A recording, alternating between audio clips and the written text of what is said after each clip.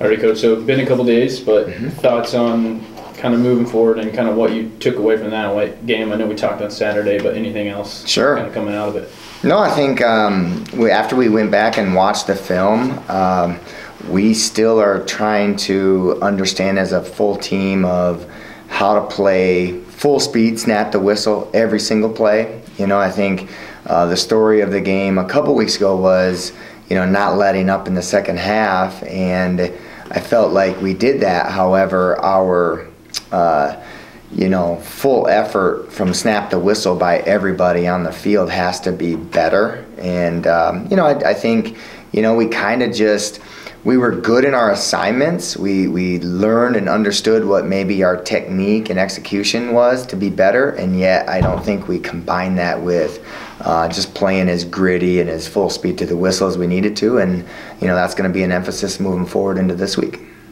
And then, Coach, I know injuries are tough, especially with football, but quarterback situation and things, is there anything you can add on that or talk about that a little bit? Yeah, I think, I would say, all levels, right? Look at the New York Jets right now. For crying out loud, you lose your number one guy, and, you just got to kind of come up with a new game plan, and it's a different morale with the team, and, just practically, you just got to learn what he can do well, and, try to stay away from maybe some of the things that he can't, and whoever it is, and I think, being able to go with both Jake and Aiden, in the game, we were able to see some things out of both of them, and, it just obviously is not ideal if you don't have the guys that you feel like have kind of won the job and has shown that they are consistently kind of the guys that are out there at the best at that position, and so that makes it tough, but you can't make excuses. You got to still, make sure everybody's executing and being their best, and as coaches, we got to try to find what to build on and take from those individuals that can do the things we need them to do to put our team in a position to be successful. So, I think going into this week, you go back to the drawing board a little bit, and just with the quarterback position, you just find out who's healthy and what we can do. And I thought, those guys from Saturday, they showed a lot of what they could and what they couldn't do, and so now we take that in consideration with what Mariano's status is, and we'll find out here soon what we can do here for this week.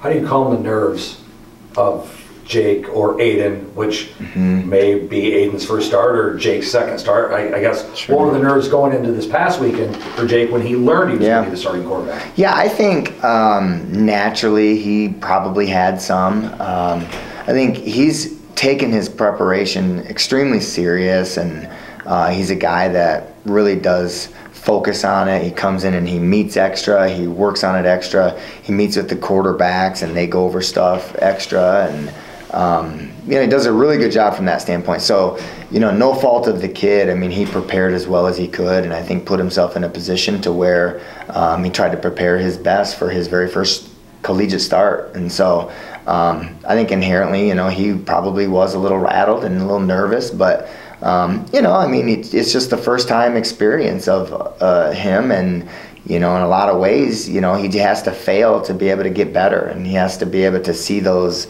situations in order to improve them. And so I think he was better as the game went on, and yet, hey, you're asking a lot out of a guy who's never played college football before to step out there into a competitive matchup and to try to do everything that he can to be the number one quarterback in the moment. Halfway through that first half, you lose Cade Manzo because of the personal foul and the targeting penalty that took place.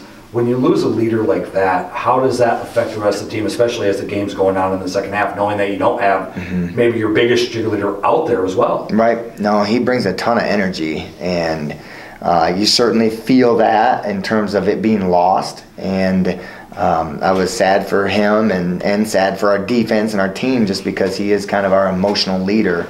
And, but we talk about the sidelines. Sidelines have to be able to do their part to do that as well. And we talk about bringing positive energy and enthusiasm from everybody. So everybody's required to be able to do that to some degree. And yet, Cade kind of brings it a little extra naturally. And so not having somebody who kind of always is in tune to that concept does, affect the morale a little bit, but we got to learn how to play and overcome that too. And I think, when you continue to talk about a young team, you're talking about an inexperienced team. You're talking about a team who needs to learn what it takes to win and be able to learn those hard lessons and to go through the hard times, to be able to know how to overcome those adverse situations, and to learn that, you can't just only rely on one guy to bring a lot of energy for the team. So we've all got to do our part to make sure that we're all bringing it.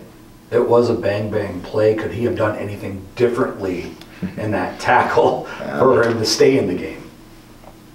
I don't know how to teach it if that's the case. It was a bang play. It was a bang play. I agree with them, definitely throwing the flag. I think they got to be able to get it right. And yet, after I went back and looked at it and really detailed it out, I really thought that, I don't know how else he really could have made that play to be able to keep himself in the game. And so thought it was a really good play, thought it was a really good tackle. Actually, he did put his head to the side is what the film showed me. And, I'm not the ones that wear the stripes on Saturday, so I can't, put myself in their shoes too much. But it's unfortunate, I think, we got to continue to try to err on the side of safety. And obviously you don't want to get anyone unnecessarily hurt according to the rules. And yet I think guys have got to be able to, be able to stay in the game too if they're not in violation of the rules. And then, Coach, I know on Saturday, offensively, some of your drives look great. You get to the end, didn't finish there for a touchdown, so you go to a field goal, 1 for 3 on Saturday. Yeah. What kind of changes do you make there? Yeah, I mean, Mike's got to put the ball through the uprights, right? I mean, and he knows it, and he, he takes great ownership in that, and we got to be able to put more field goals in there if we're going to try for field goals, right? But what you're saying, we've got to be able to put the ball in the end zone. I mean, I felt like we were able to run the ball decently, and yet we did talk about it as a staff where we weren't able to capitalize with putting the ball in the end zone at the end of the drives. And so you got to be able to come away with touchdowns, and you can't score 3 points and expect to be able to, be competitively in the game. And so, we got to do a better job of capitalizing. We got to do a better job of, being able to extend the series and win third downs, and being able to obviously get down there to score points.